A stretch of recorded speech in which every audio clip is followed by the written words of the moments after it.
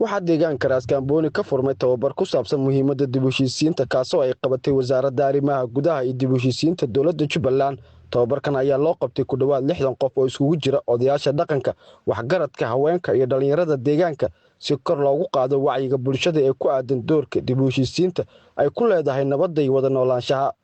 Munaasabadda furitaanka tababarka ayaa waxaa ka soo qayb galay xubno ka tirsan wasiirada dowladda Jubbaland, maamulka degmada Badhaadhe, odayaasha dhaqanka, agaasime waaxeedyo, mas'uuliyiin kale oo ka socday maamulka deegaanka. Maxamed Bulshaawi, agaasimaha waaxda dib u heshiisiinta ee wasaaradda arrimaha gudaha dowladda Jubbaland oo tababarka furitaankiisa ka hadla ayaa sheegay in tababarkani muhiim u yahay bulshada deegaanka isla markaana laga doonayo ka qaybgalayaasha in aqoonta ay halkaasi ka bartaan ay gaarsiiyaan bulshada ay matalaan. waxa uu xusay in dib u heshiisiintu ay tahay saldhigga lagu xoojin karo wadajirka bulshada iyo xalinta khilaafaadka.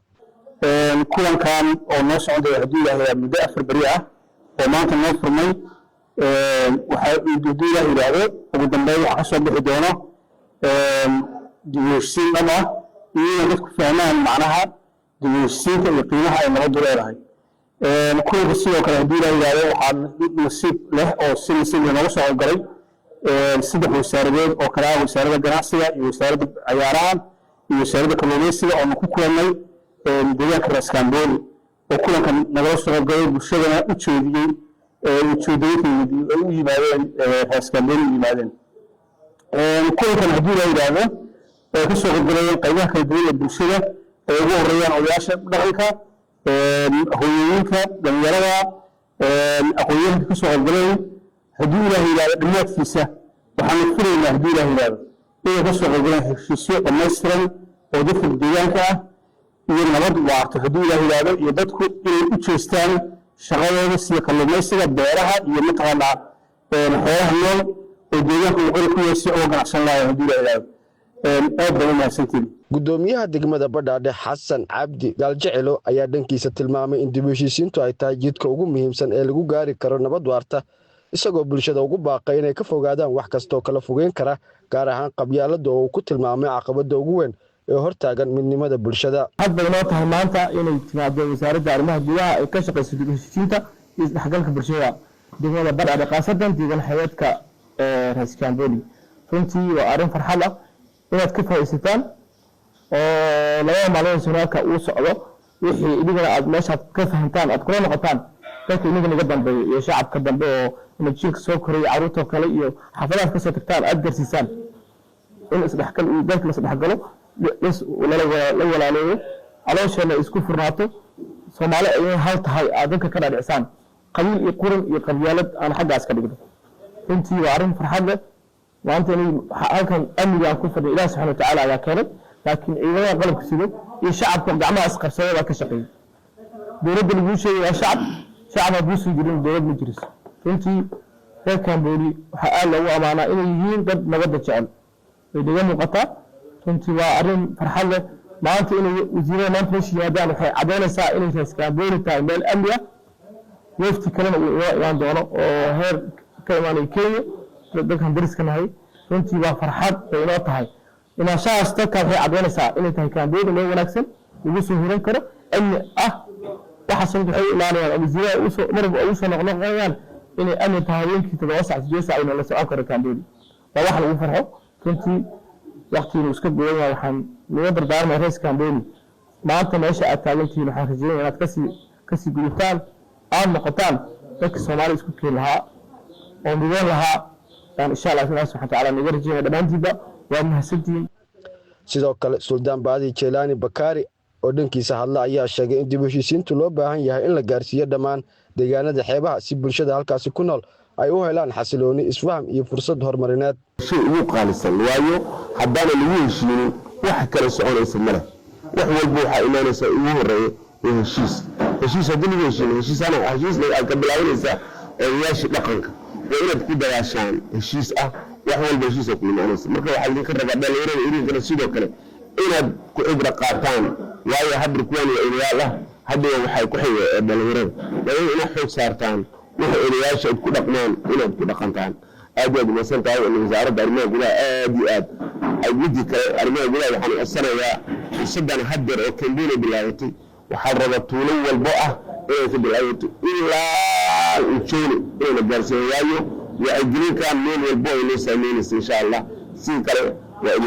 السلام عليكم ورحمة الله وبركاته. xubnaha wasiirada dowladda Jubbaland oo dhankooda madasha ka hadla ayaa si isku mid ah u adkeeyeen dib u heshiisiintu ay tahay tiirka ugu weyn ee lagu gaari karo nabadda isla markaana ay bulshada isku soo dhaweynayso waxay sidoo kale xuseen in deegaanka Ras Kamboni uu leeyahay muhiimad taariikhi ah maadaama halkaas ay ka bilaabatay dowladnimada Jubbaland inaad ka faa'iideysataan seminaarka oo waxay qaabilsantahay wasaaradda arrimaha bulshada iyo heshiisiinta isku dhaxgalka shacab marka inaad ka faa'iideysataan wixii seminaarka halka ku qaadataan halka ka faa'iideysataan wixii ay ka faa'iideystaan kadib bulshada idinka maqana dib aad wargelisaan aad gaarsiisaan idinka iyo wixii dadka iga dambeeya marka aad farxadda noo tahay saaka inaan booqashaada idinna insha allahu taala waxaan rajeynayaa seminaarkana si wanaagsan idinku dhammaado wixii aad ka barataan aad aqoon kuraas idiin noqdo insha allahu taala intaas ayaan kusoo gabagabeynayaa magaaladan waxaan u malaynayaa magaalo taariikh leh waaye meel xuduud oo istiraatiijiga ku taalo aasaaska dowladnimada Jubbalandna meeshii ay kasoo bilaabatay inay tahaan aaminsannahay weli dowladdu inta badan aysan igu imanin haddana magaalo waxaa waa qalbiyada reer Jubbaland oo dhan ku jirta haddaan ku bilaabo safarkayaga innaga marka laga reebo shirkaan hadda wasiirku uu faahfaahiyey ee arrimaha gudaha ay leedahay waxaan u nimid wasaaradaha iyaga shaqadooda inaan halkaan wixii naga yaalla aan ka qabanno laakiin waxaa ugu weyneyd safarkayaga qolooyin marti ah oo odayaashu inta badan hadda ay ogyihiin xaal lagu wargeliyey oo laamo nooga imanaya oo marti aad u culus ah inaan halkaan kusoo dhaweyno si loo xoojiyo isdhexgalka ganacsiga isu socodka dadka reer Jubbaland iyo dadka countiyada xuduudda la ah Jubbaland ee Kenya sida Lamu iyo Mombasa waxaan rajeynayaa odayaasha shalay galab baan sheekaysanay caqabadaha jira iyo dhibaatooyinka xuduudda lagu qabana waa nooga warbixiyeen waxaan rajeynaynaa hadduu alla maqolyahaas noo imanayaan inaan la wadaag dadka reer Ras Kamboni waxaan leeyahay midnimadiina iyo amniga iyo deegaankan horumarkiisa in laga wada shaqeeyo dowladda Jubbaland arrintaas garab bay idinku tahay hadduu alla warka ma badinayo waxaan ugu dambeyn mahadcelinayaa wasaaradda arrimaha gudaha ee fursaddan qiimaha badan na siisay oo annaga iyo dadka iyaga aan isku wareysan karno salaam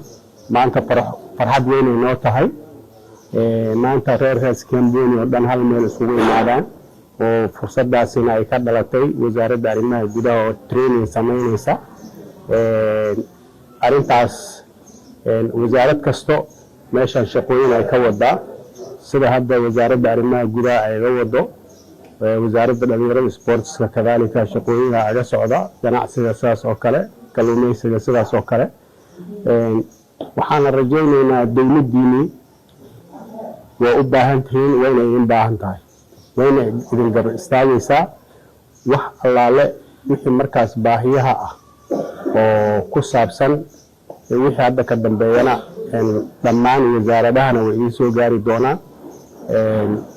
waana ku mahadsantihiin soo dhaweyntiina qiimaha badan berito jimcahana kulley waad la socotaanoo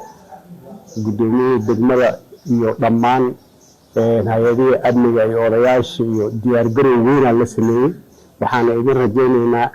arrintaas soo dhaweyntaas guul weyn iyo soo dhaweynayna inaad ka samaysaan shukran jazakumullahu khayr jaza asalaamu calaykum waraxmatullahi wabarakaatu ugu dambeyn tababarkan ayaa qayb ka ah dadaalada ay dowladda Jubbaland ay ku doonayso inay ku daadijiso dib u heshiisiin dhab ah oo gaarta dhammaan bulshada ku nool deegaanada maamulka si loo xoojiyo nabadda midnimada iyo horumar waara Maxamed Ibrahim Washington warbaahinta Jubbaland deegaanka Ras Kamboni